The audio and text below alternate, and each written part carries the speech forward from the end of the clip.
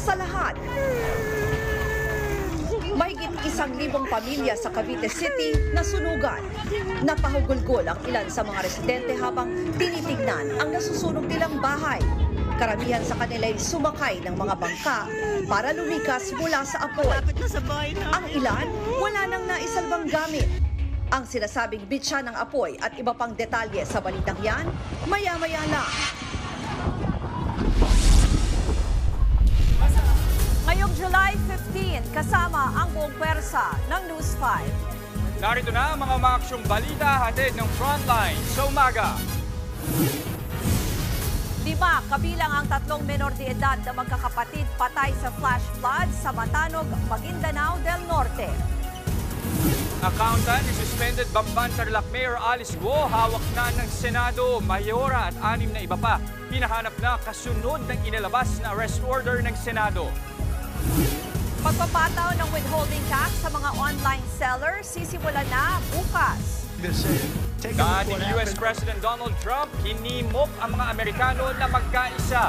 Kasunod yan ang assassination attempt laban sa kanya.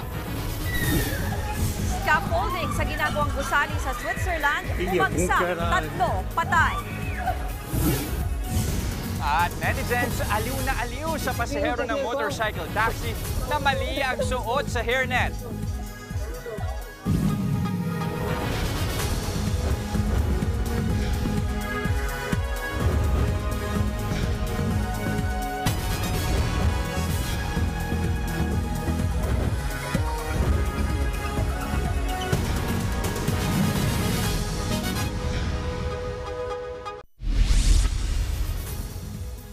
Nasa 1,200 pamilya ang nawala ng tirahan sa sunog na tumupok sa 2 barangay sa Cavite City.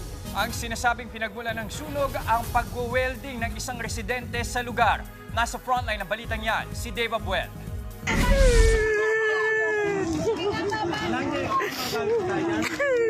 Napahagulgol na lang ang ilang residente habang nilalamon ng napakalaking apoy ang kanilang mga bahay. Sa gitna yan ng sunog na sumiklab sa Barangay 5 at 7 sa Cavite City pasado alas 3 ng hapon kahapon.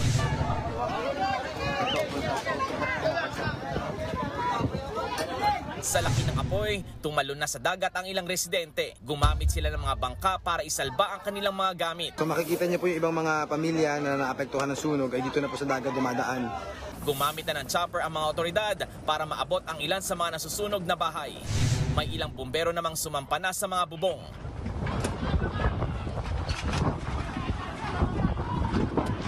Bandang alas 6 ng gabi nang magdeklara ng fire out ang Bureau of Fire Protection, tuluyang naabo ang karamihan sa mga bahay. Pundasyon at dingding na lang ang natira sa ilan. Ito po ang sitwasyon ngayon dito sa Cavite City. Ayon kay Cavite City Mayor Denver Chua, nagsimula ang sunog sa Barangay 7 at tumawid sa Barangay 5. Hindi bababa sa 1,200 pamilya ang naapektuhan ng sunog. Kwento ng nasunugang si Victoriano Villanueva, sinubukan pa nilang apulahin ang apoy nung una. Pero sadyang mabilis ang pagkalat nito, dala na rin ng malakas na hangin. Kumuha na lang ako ng balde at magano kami ng parang bayanihan na buhusan yung mga bahay na may apoy, gano'n. Wala talaga, hindi na talaga kaya. Hindi na raw sila nakapagsalba ng gamit. Ang alaga nilang pusa, hindi nakaligtas sa sunog.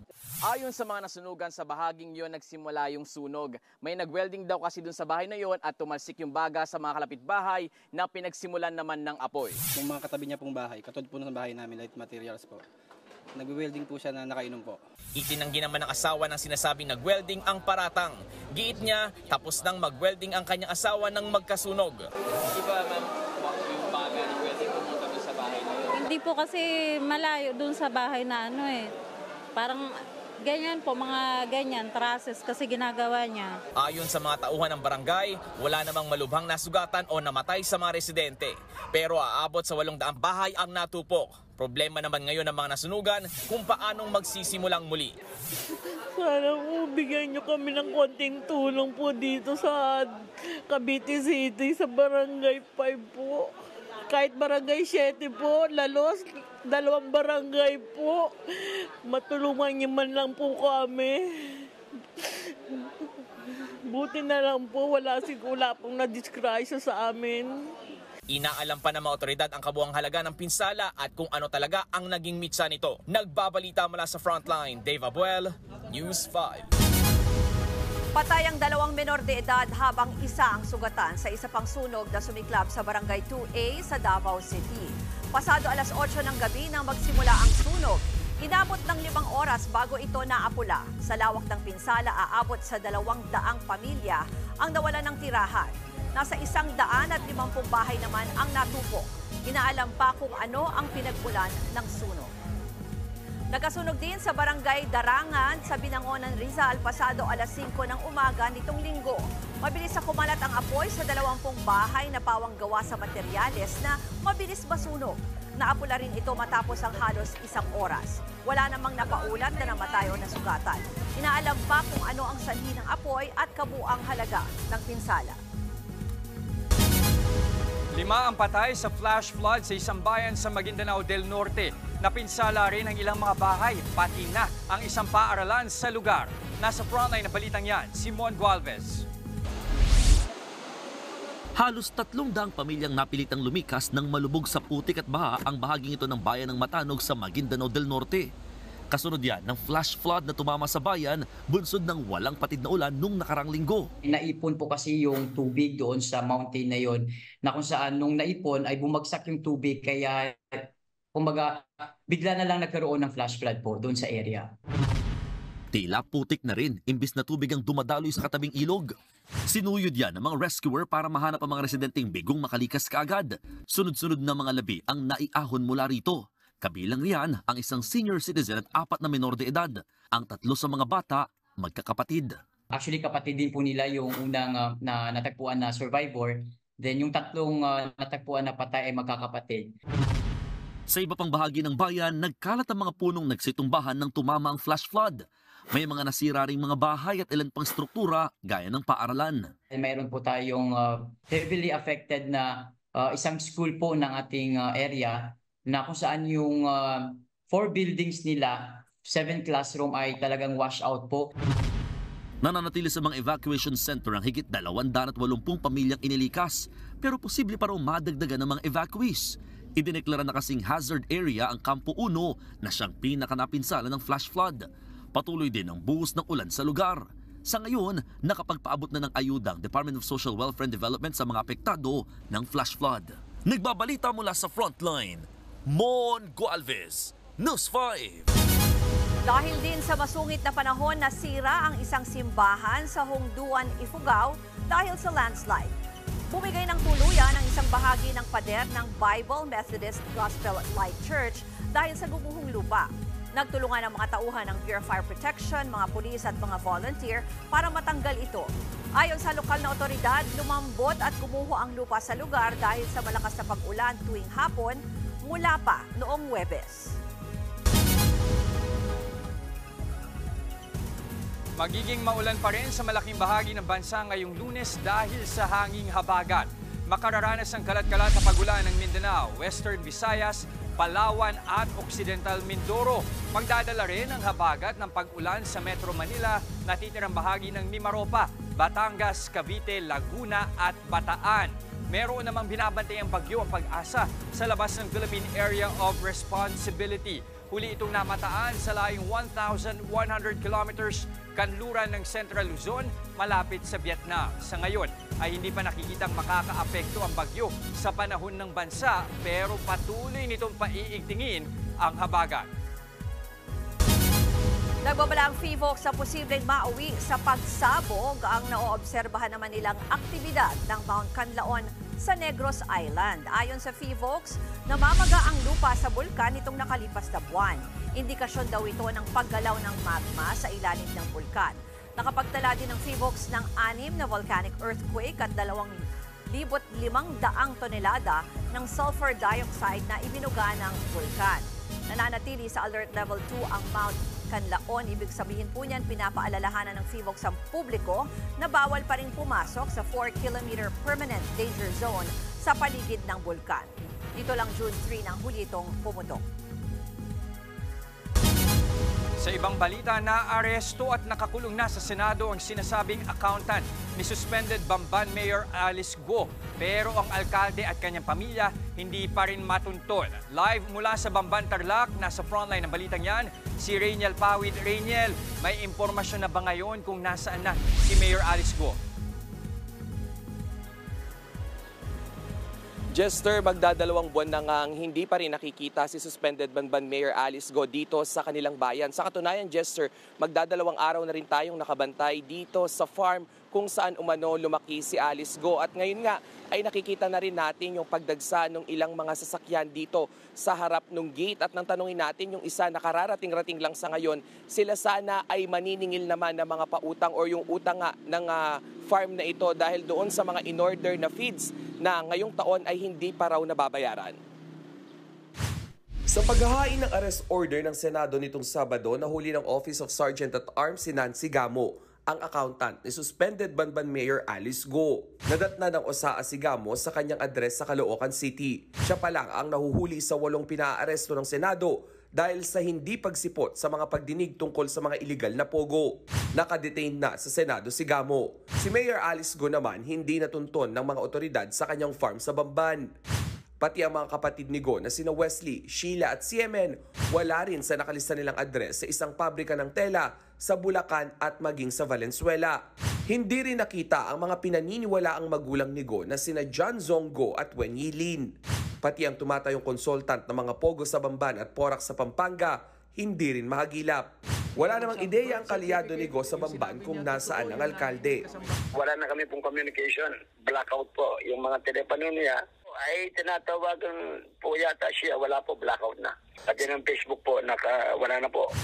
Sa isang Facebook post nitong July 12, humingi ng paumanhin si Go sa mga residente ng Bamban dahil wala raw siya sa bayan. Pansamantala lang daw ito habang may pinagdadaanan siyang pagsubok. Sa parehong post muling iginiit ni Go na isa siyang Pilipino at mahal niya ang Pilipinas. Ang legal team naman ni Go pinayuhan na ang alkalde na lumantad na. Always ang advice ko is to follow the legal processes, diba? Kasi yan naman, hindi ka naman pwedeng magtago habang buhay, diba? Pinuntahan naman ng News 5 ang farm kung saan lumaki si Go. Sarado ang gate nito at wala ring taong humarap sa amin. May nakapaskil sa harap na biosecurity measure warning. Ibig sabihin hindi agad nagpapapasok ng bisita dahil may sakit umano ang mga hayop sa loob. May mga taga-Bamban namang patuloy na nagpapakita ng suporta kay Go. Sa mga bahay may tarpaulin na nakasabit kung saan may mga larawan si Go at mensahe ng pakikiisa para sa alkalde. Pag nasa ospital po yung mga bata, binibigyan po kami ng konting suporta ni Mayora para sa papagamot po ng mga bata. So yung mga sa school po, ganun, marami po siyang batang natulungan. May libre po siyang gamit na programa, ganun. Kumusta ngayon yung mga school supply? Wala po akong balita.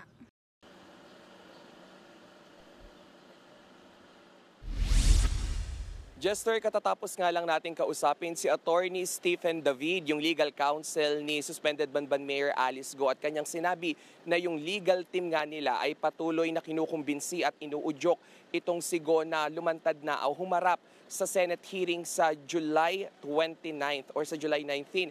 Pero ang sabi nga nila ay patuloy raw yung trauma na dinaranas naman nitong si Go, kaya hindi siya ngayon makalabas dahil sa sunod-sunod na mental health issues na kinaharap nga nito sa nakalipas na araw. At tinanong natin kung bakit nawalan ng komunikasyon si Go dito sa kanyang mga kaalyado sa Bamban ay dahil pa rin daw ito doon sa trust issues at yung pagbalimbing o pagtalikod sa kanya ng kanyang mga kaibigan at mga kaalyado sa politika. Jester.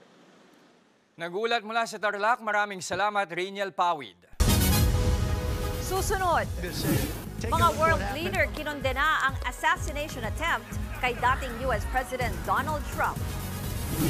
Bagong tax system para sa mga online seller, epektibo na simula bukas. At kilalanin ang mga rookie na nakapasok sa 2024 PBA Draft. Yan at iba pang mga balita at impormasyon sa pagbabalik ng Frontline sa umaga.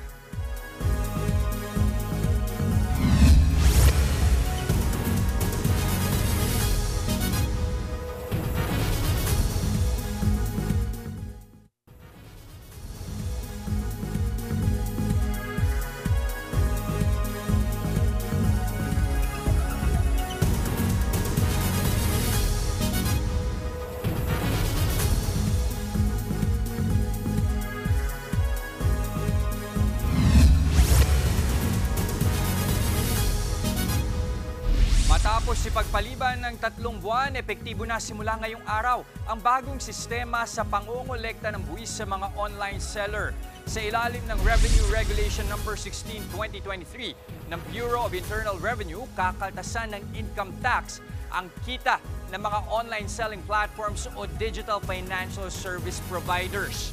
Sila na rin mismo ang magre-remit sa BIR, kalahati ng 1% ng gross remittance o kabuuang kita kada taon ng mga online seller ang buwis na ibabawas. Paglilinaw ng BIR, mga online seller lang na kumikita ng lagpas 500,000 pesos kada taon ang bubuwisan. Hindi ito ipapatong sa presyo ng mga produkto. Wala pang numerong nilalabas ang ahensya, pero sa tansya nila, posible raw umabot sa bilyong-bilyong piso ang makokolektang buwis. Kaya importante raw na rehistrado ang mga online seller para nakakaltasan sila ng tax. Tinitingnan din natin lahat ng mga nagbebenta, yung mga online stores sa mga online platforms. At kapag may nakita tayo na hindi rehistrado dyan, ay i-shutdown po natin yan. Kakausapin po natin ang e-marketplace na alisin po itong mga online stores na hindi rehistrado. At kung hindi naman nila gawin yan, ay yung platform mismo ang isa-shutdown natin.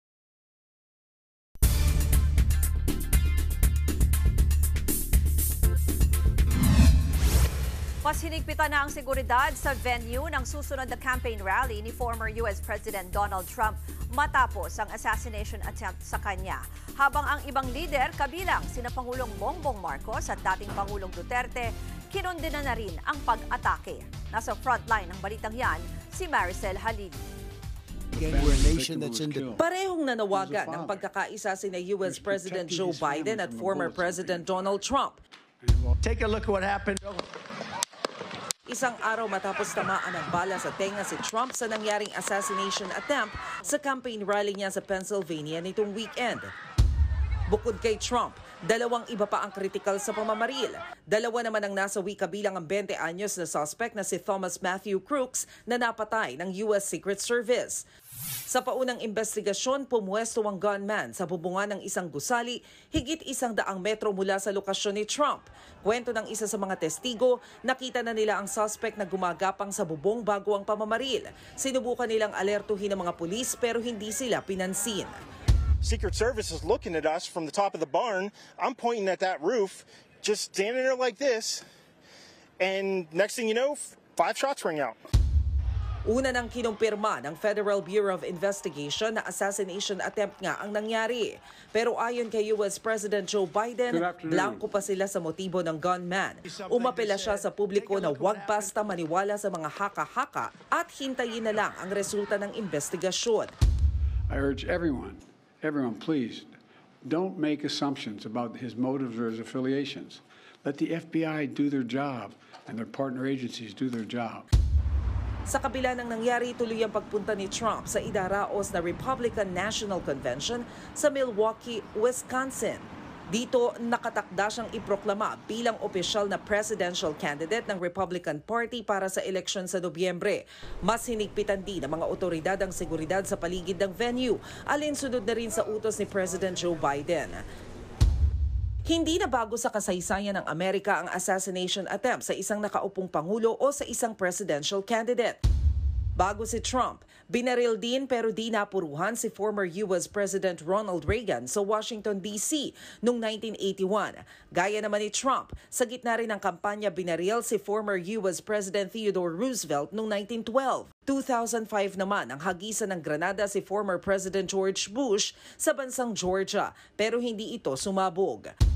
Kasunod ng pag-atake, kinundi na rin ng iba't ibang world leaders ang assassination attempt kay Trump. Si Pangulong Bongbong Marcos nagpaabot ng dasal para kay Trump at sa kanyang pamilya. Habang si dating Pangulong Rodrigo Duterte naman, kinundi na rin ang pamamaril. Kung Russia naman ang tatanungin, hindi sila naniniwalang may kinalaman si Biden sa nangyari. Pero sinisisi pa rin ito ang White House sa umano'y pambubuyo, kaya nangyari ang insidente.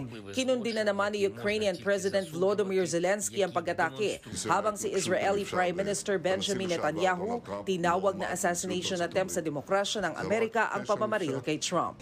Nagbabalita mula sa Frontline, Maricel Halili, News 5. Susunod, balikan ang mga pinalad na mapili sa 2024 PBA Rookie Draft.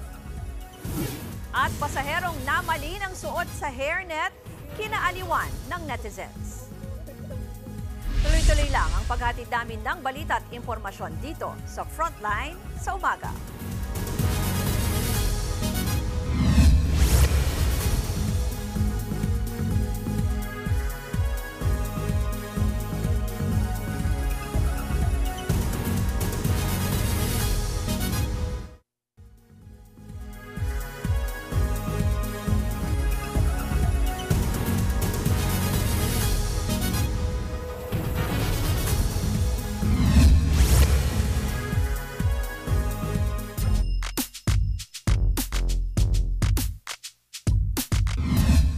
Magpapakitang gilas na sa PBA ang panibagong batch ng rookies matapos ang draft kagabi. Hindi naman ikinagulat ng marami ang pagpasok ni MPBL MVP Justin Baltazar bilang first overall pick. Nasa frontline na balita niyan si Dave Abuel. Dinayo ng ilang PBA aspirants ang Glorieta sa Makati para sa taunang PBA draft. Gaya ng inaasahan, first overall pick ang big man na si Justin Baltazar. Napunta siya sa Converge Fiber Xers sa ilalim ng dati niyang head coach sa De La Salle University na si Aldin Ayo. Ayun, sobrang happy ko kasi nandito yung wife ko, sinusuportahan ako sa lahat ng ginagawa ko, lalo na sa mga family ko, mga kapatid ko. Second overall pick naman ang Phil-Am na si Cedric Bearfield na kinuha naman ng Blackwater Bossing.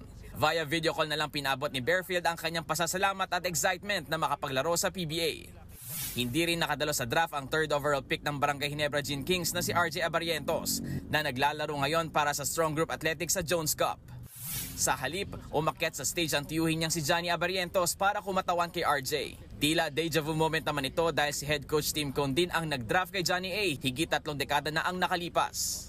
Kumumpleto naman sa first round sina Kai Balungay, Dave Ildefonso, draft combine MVP Jonel Policarpio, Kaylan Tiongson, Felix Lemeti, Jerome Lastimosa, Mark Nonoy, CJ Cancino at Evan Nava.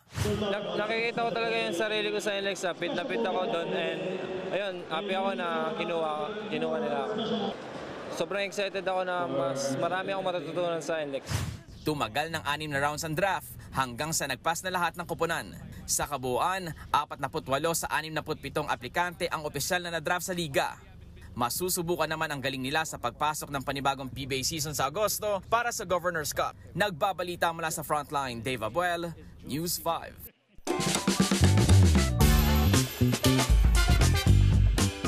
Aliw na aliw ang netizen sa isang pasahero ng motorcycle taxi na tila nagsuot ng hair, sa pagsusot ng hairnet. Sabi nga nung iba, first time yan. Baka nalito lang. Ito, hindi man kasi inside out ang pagsuot, may gusto lang real life sadness daw ang pasahero.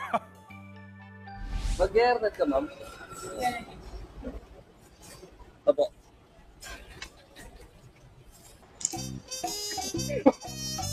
Hindi ko ganyan, ma'am.